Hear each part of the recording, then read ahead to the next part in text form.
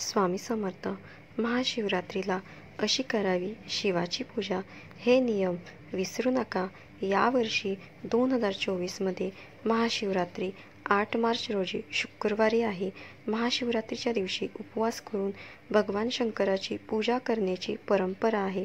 भगवान शिवाला प्रसन्न करण्यासाठी आणि उपवास ठेवण्याचे अनेक महत्त्वाचे नियम आहेत, ज्याचे पालन करणे आवश्यक आहे.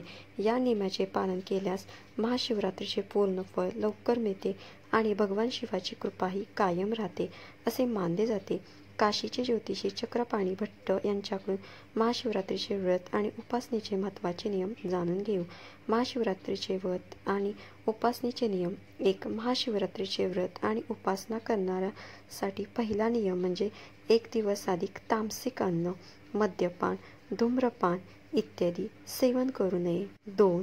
महाशिवरात्रीच्या पूजेसाठी बेलपत्र, धतुरा, फुले, अक्षत, पांढरे चंदन, भस्म, गंगाजल, कापूर, गाईचे दूध, उसाचा रस, मध, पोळी, मोळी, शमीची पाने, मंदाराची फुले इत्यादी पूजा साहित्यासाठी व्यवस्था करावी. माता पार्वतीसाठी सौंदर्य सामान ठेवा. 3. महाशिवरात्रीला भगवान शंकराला नैवेद्य अर्पण करण्यासाठी थंड पदार्थ, मालपुवा, हलवा, लस्सी, मध इत्यादीची व्यवस्था करावी. 4. महाशिवरात्रीच्या व्रताच्या दिवशी अन्न खाऊ नका, फळे खा. या दिवशी तुम्ही सूर्योदयापासून शिवाची पूजा करू शकता. 5. महाशिवरात्रीला व्रताच्या संपूर्ण दिवसात झोपणे टाळावे. उपवासात झोपण्यास मनाई आहे. 6. जेव्हा तुम्ही शिवलिंगाची प्रदक्षिणा कराल तेव्हा अर्धी प्रदक्षिणा करून परत या शिवलिंगाची संपूर्ण प्रदक्षिणा निषिद्ध आहे. 7. महाशिवरात्रीच्या पूजेमध्ये तुळस, हळद, शंख, नारळ, केवड्यांची फुलं इत्यादींचा वापर करू नये. हे शिवपूजेत निषिद्ध मानले जातात. 8. महाशिवरात्रीचे व्रत आणि उपासनेमधील ब्रह्मचर्य नियमांचे पालन करा. 9. महाशिवरात्रीच्या उपवासात रात्री जागर करावा. याने व्रताचे अधिक पुण्य फळ मिळेल. शिवपुराणात महाशिवरात्रीच्या रात्री जागराचे फळ सांगितले जाते. 10. महाशिवरात्रीच्या व्रताचे पारण निश्चित कालाच्या शुभ मुहूर्तानंतर करावे, कारण चतुर्दशी तिथीच्या समाप्तीपूर्वी पारायण करण्याचा नियम आहे. सोमवारी उपवास करणाऱ्यांनी या चुका टाळा. महादेवाची कृपा नव्हे होईल अवकृपा.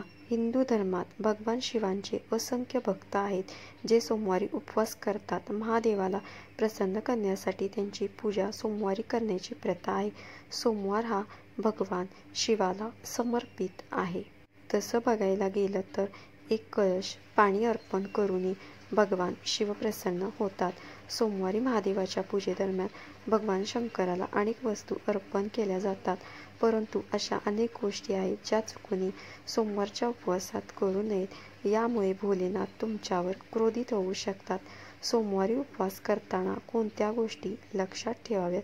भोपाळचे ज्योतिषी आणि वास्तू सल्लागार पंडित हितेंद्र कुमार शर्मा या विषयावर अधिक माहिती देत आहेत. सोमवारचे व्रत असे करावे. धार्मिक श्रद्धेनुसार सोमवारी सकाळी लवकर उठून आंघोळ करून स्वच्छ कपडे परिधान करून शिवलिंगाचा जलाभिषेक आपल्या घरी किंवा जवळच्या शिवमंदिरात करावा. या दरम्यान भगवान शिव आणि माता पार्वतीचे मंत्रोच्चार करून यथायोग्य पूजा करा आणि व्रतकथा ऐका.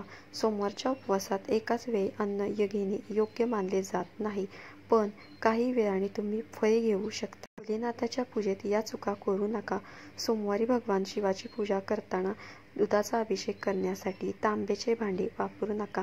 तांब्याच्या भांड्यात दूध टाकल्याने दुधाचा बाधित होतो, त्यामुळे त्या भांड्यातून दूध देवाला अर्पण करण्यास योग्य राहत नाही. भगवान शंकराची पूजा करताना पंचामृताने स्नान करून शिवलिंगावर जल अर्पण करावे. शेवटी शिवलिंगावर जल अर्पण केल्यावर तुम्ही केलेला जलाभिषेक पूर्ण मानला जाईल. भगवान शंकराची पूजा करताना चुकूनही त्यांना रोळी किंवा कुंकवाचा टिळा लावू नका. भोलेनाथांना टिळा लावण्यासाठी चंदनाचा वापर करणे उत्तम मानले जाते. पूजेनंतर कधीही शिवलिंगाची पूर्ण प्रदक्षिणा करू नये. जिथे दूध वाहते तिथे थांबा आणि परत जा. या आशीर्वादाने मिळवण्यासाठी सोमवारचा उपवास केला आहे त्यांनी हे लक्षात ठेवावे. तर ही माहिती आवडली असेल तर आपल्या व्हिडिओला लाईक करा आणि अशीच माहिती पुढे ऐकण्यासाठी चॅनेलला नक्कीच सबस्क्राईब करा. श्री स्वामी समर्थ. धन्यवाद.